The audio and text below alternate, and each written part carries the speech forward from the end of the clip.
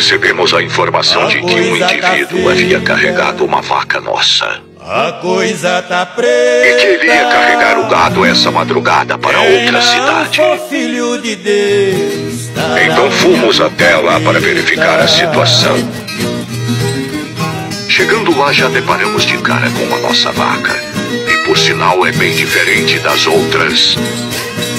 E ainda tinha uma novilha do outro vizinho lá.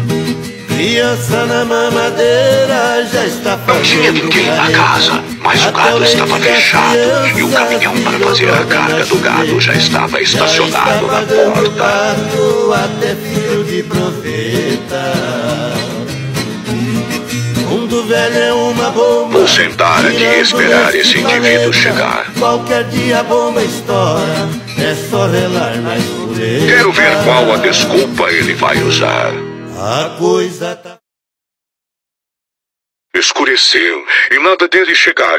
Ele já sabe que estamos esperando por ele, então bem provável que ele se escondeu. Vamos embora, mas vamos voltar amanhã de madrugada para pegar ele no pulo embarcando